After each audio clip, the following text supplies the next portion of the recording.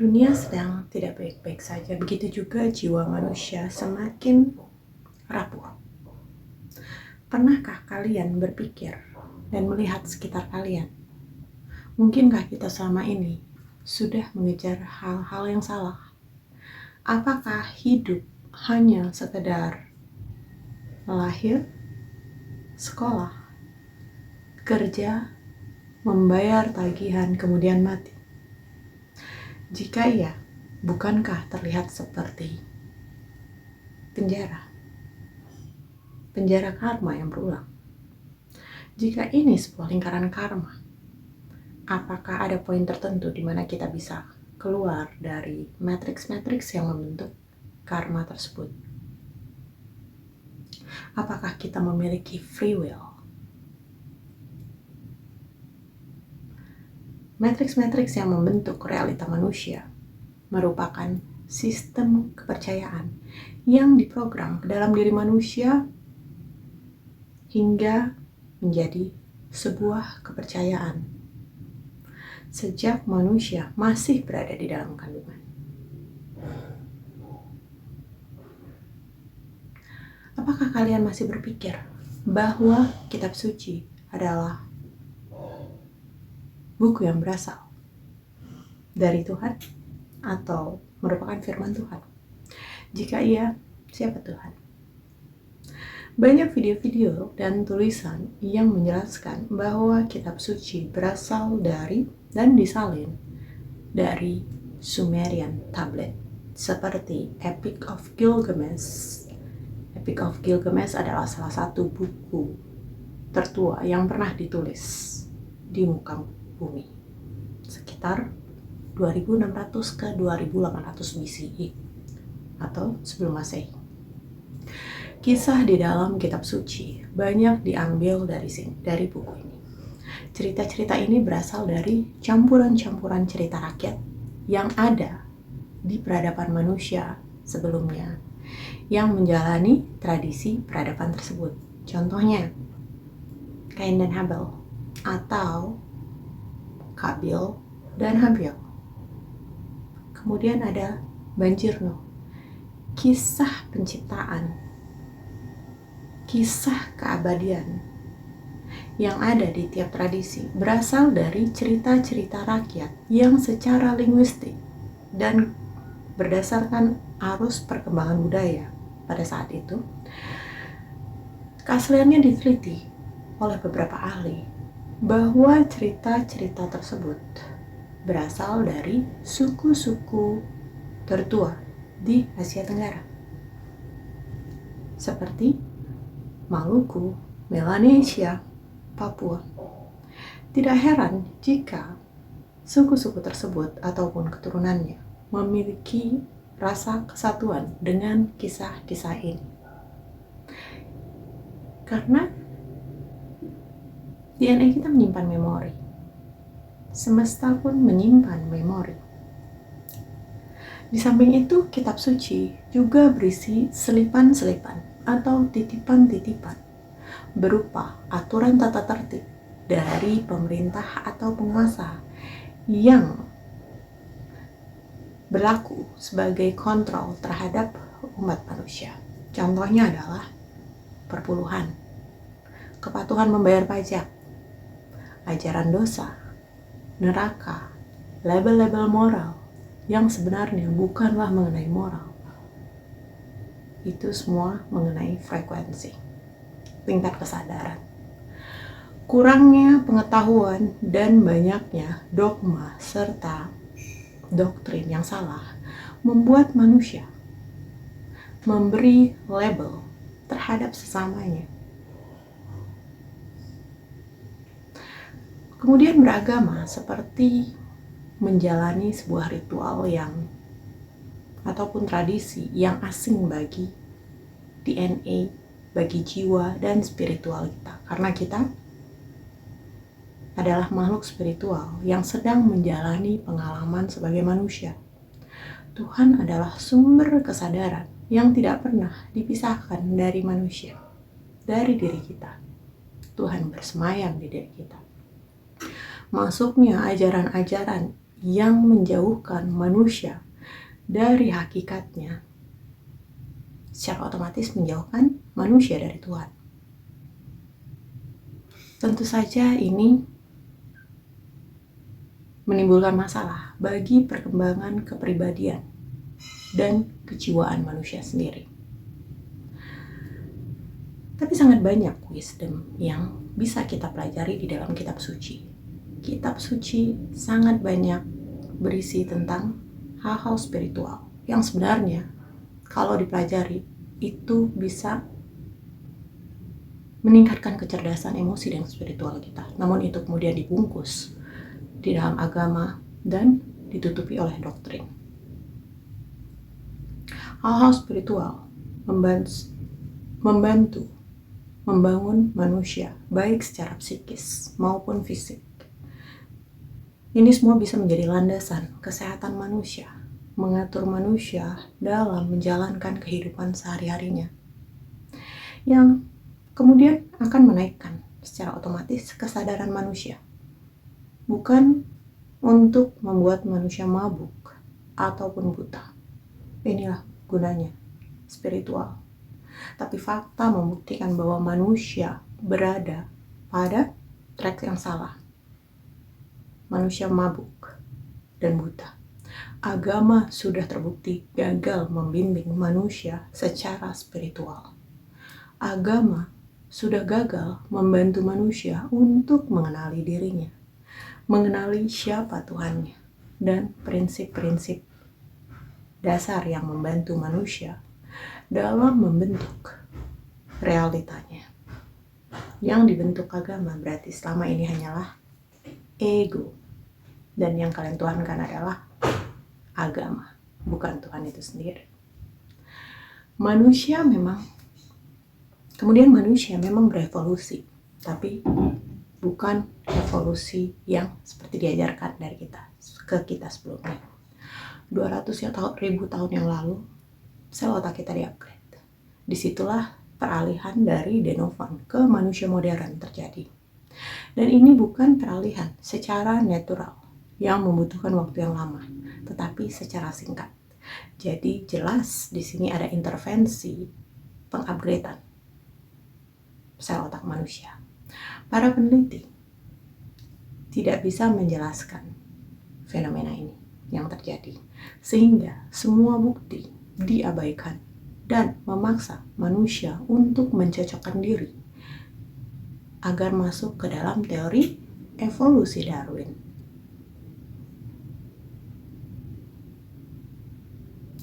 Atau tidak, ke dalam kisah penciptaan yang ada di kitab suci, yang terdapat di dalam agama-agama.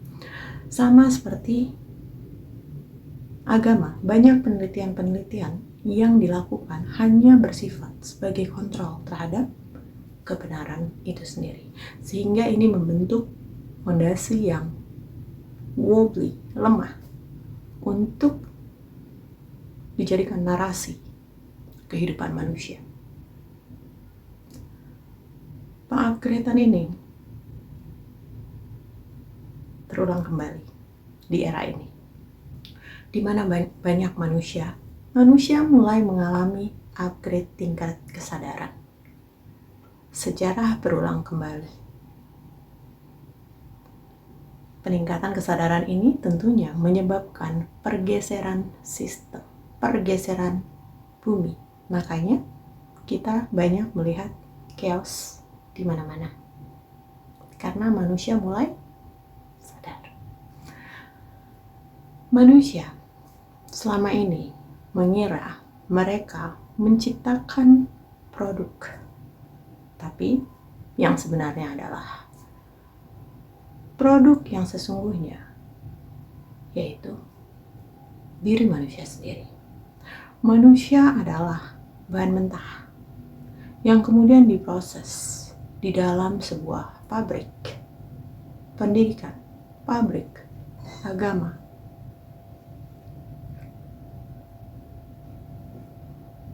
Yang kemudian diberi berbagai macam polesan sebagai bumbu-bumbu untuk akhirnya siap dihidangkan ke atas meja dokter, terapi, operasi, dan berbagai macam penyakit mental maupun psikis maupun fisik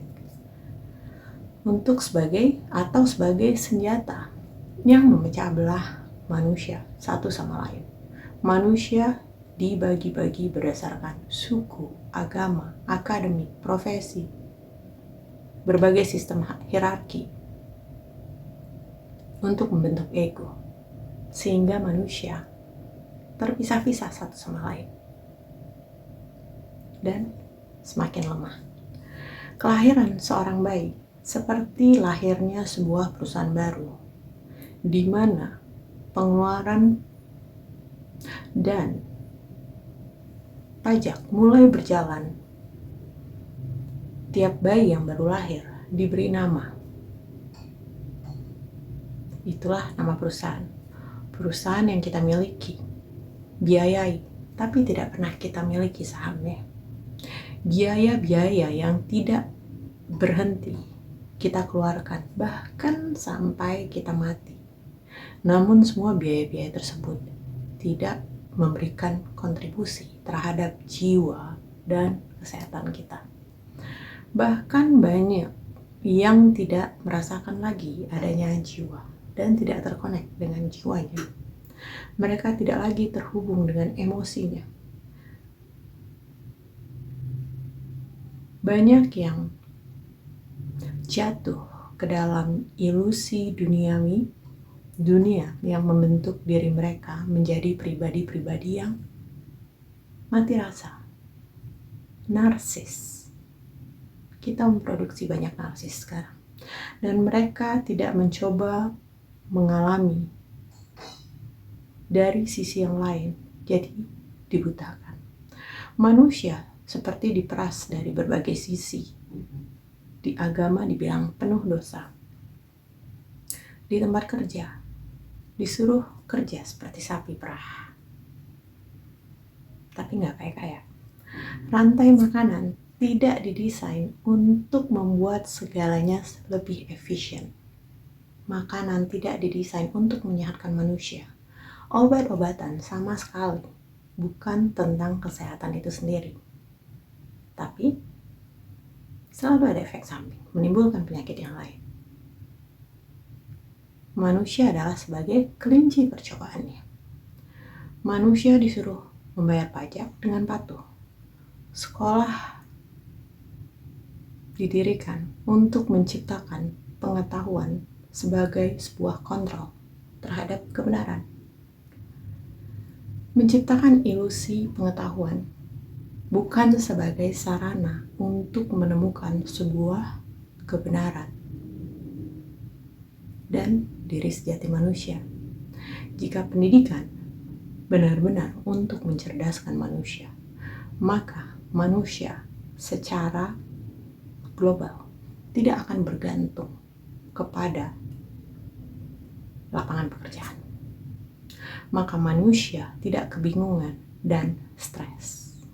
Tingkat stres semakin tinggi.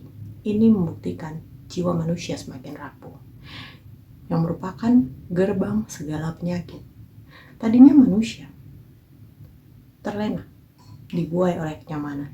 Sekarang era industri berakhir dan manusia mulai merasakan dampaknya. Pendidikan harusnya mengajarkan sebuah kebenaran yang membangun dan mengisi jiwa manusia, setiap individu, bukan untuk mengisi agenda-agenda para penguasa dan pemilik industri, dan juga bukan untuk membangun ego, tetapi agar manusia merasa utuh sebagai individu.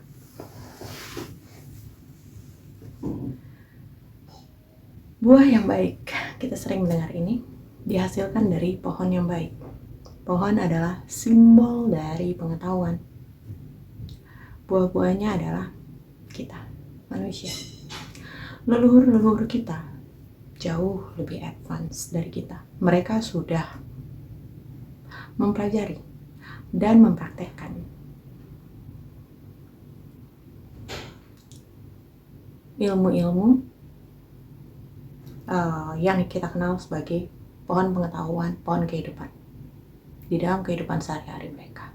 Mereka sudah meninggalkan warisan kepada penerusnya bahwa semua pengetahuan yang dibutuhkan oleh tiap manusia dan kesehatan bisa kita peroleh dengan mengakses nervous system, tulang belakang kita. Inilah yang disimbolkan dengan Tree of Life dan Tree of Knowledge yang merupakan ancient knowledge, dan ini bisa ditemukan di setiap tradisi di segala penjuru dunia. Jika manusia semua bisa mengakses nervous systemnya, maka manusia akan meningkatkan kesadarannya. Maka manusia akan meningkat kesehatannya. Itu secara otomatis. Dan tidak akan membutuhkan lagi obat-obatan karena tidak mengalami banyak penyakit. Manusia tidak gampang stres, tidak gampang ditunggangi, tidak gampang dibohongin sehingga gampang dikontrol. Dan secara otomatis ini akan menggugurkan semua yang kita pelajari selama di sekolah. Karena semua pelajaran di sekolah adalah sistem rekayasa yang diciptakan untuk disesuaikan dengan agenda global seperti agenda industri, keuangan, politik. So it's all about politik. Sistem dunia berhasil membuat manusia menjadi citizen yang patuh, yang rela melakukan apapun untuk negaranya, untuk mencari uang, kecuali dirinya sendiri. Manusia pun sakit, berhasil ditundukkan. Manusia lupa bahwa ini semua adalah ilusi, rekayasa. Kalian percaya bahwa semua bahan pangan ini naik? Tanah kita besar dan subur. Apa saja kita tanam dapat tumbuh. Tanah kita kaya, sangat kaya, bahkan kita tidak perlu bekerja lagi untuk hidup.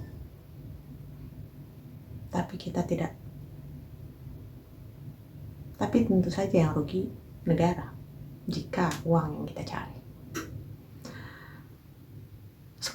Sekolah tidak untuk mencerdaskan manusia.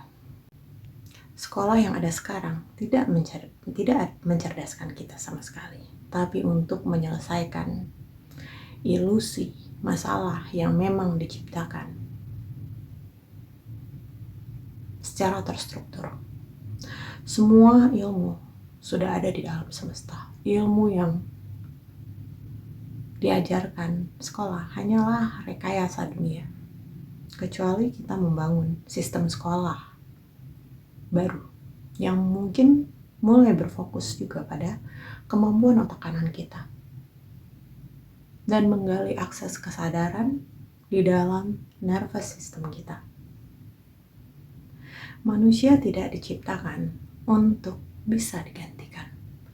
Manusia tidak diciptakan untuk berpikir seragam seperti robot, mencocokkan diri. Tapi kita diciptakan unik, berbeda satu sama lain, agar kita dapat mengisi semua peranan kita yang berbeda-beda di dalam alam semesta ini, di universal. Ini bukan untuk bersaing satu sama lain, tapi untuk bekerja sama. Semua perbedaan ini bersatu menciptakan harmonisasi kehidupan di semesta. Banyak manusia-manusia yang sekarang narsis karena memang society mendorong manusia untuk bersaing dan menciptakan gaya hidup yang melahirkan narsisme. kita harus sadar, kita punya free will, kita punya pilihan. Dan ketika alam semesta sebagai orang tua kita, sebagai ayah ibu kita, memanggil anak-anaknya, disitulah saatnya kita menjawab, iya, dengan sukacita, tersenyum, menyambut jiwa-jiwa baru, kesadaran baru. Inilah saatnya kita membangun diri dari dalam, membangun kesadaran, meningkatkan kesadaran di saat kita memilih diri kita sendiri dan berserah kepada semesta. Disitulah kita dibimbing dalam sebuah perjalanan yang memiliki banyak possibility, dan kita akan dibukakan tabir demi tabir kebenaran yang memiliki simfoni indah dalam kehidupan seperti musik yang mungkin kita tidak pernah tahu akankah pernah perjalanan tersebut memiliki akhir. Ini adalah sebuah pengalaman evolusi jiwa. Jiwa kita lah yang berevolusi. Ketika kita mulai berserah, kalian nanti akan melihat matriks-matriks yang selama ini memenjarakan, memperangkap kesadaran kalian. Dan kalian mulai melepaskan diri dari matriks-matriks tersebut. Tidak dengan melawan matriks tersebut, tetapi hanya dengan cara detach, melepaskan diri. So, mulailah dengan bertanya kepada diri kita masing-masing dengan pertanyaan-pertanyaan. Siapa aku sebenarnya? Kenapa aku ada di bumi ini? Apa tujuanku di bumi ini? Tunjukkan aku kebenaran. Aku siap akan kebenaran.